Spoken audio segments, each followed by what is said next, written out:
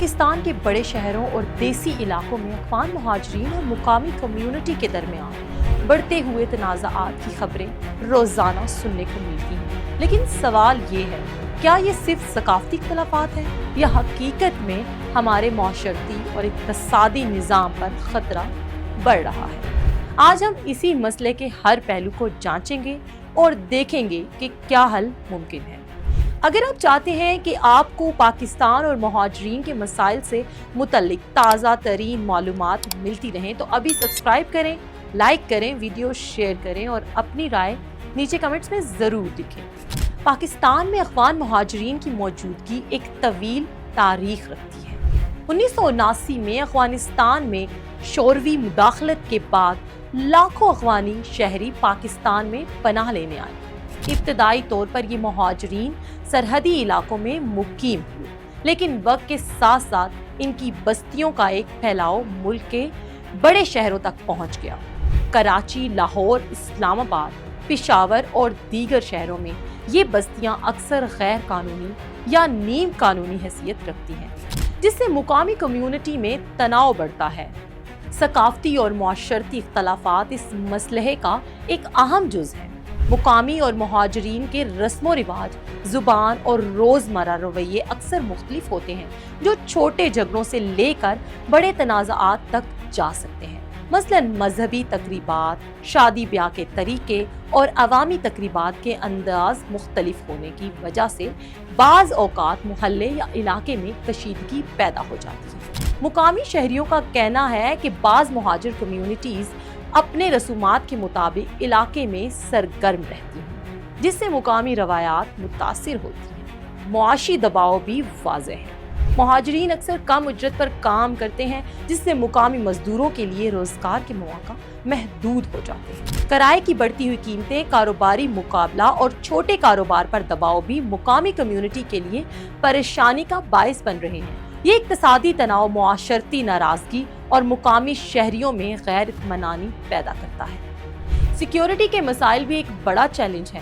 غیر قانونی رہائش اور رجسٹریشن کی کمی جرائم کے خطرات کو بڑھا دیتی ہے۔ پولیس اور مقامی انتظامیہ کے لیے یہ مشکل ہے کہ وہ مہاجرین بستیوں اور مقامی آبادی کے درمیان توازن قائم کریں۔ ناظرین، کبھی کبھار تو مقامی اور مہاجر نوجوانوں کے درمیان جھگڑے یا لڑائیاں بڑے سیکیورٹی خدشات کی شکل اختیار کر جاتی ہیں۔ یہ صورتحال معاشرتی امن کے لیے خطرہ بن سکتی ہے، خاص طور پر اگر بروقت اقدامات نہ کیے جائیں۔ میڈیا کا کردار بھی اس مسئلے میں نمایاں ہے۔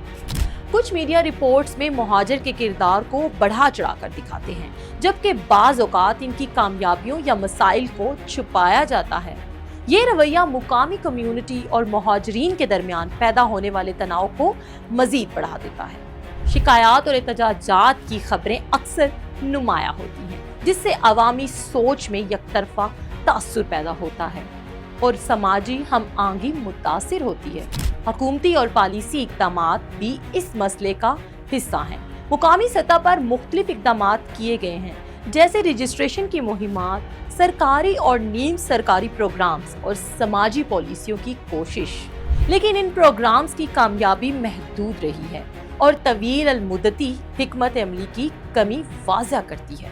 مہاجرین کے لیے تعلیم، روزگار اور رہائش کے مستحکم مواقع فراہم کرنا اور مقامی کمیونٹی کے حقوق اور ضروریات کو تحفظ دینا لازمی ہے۔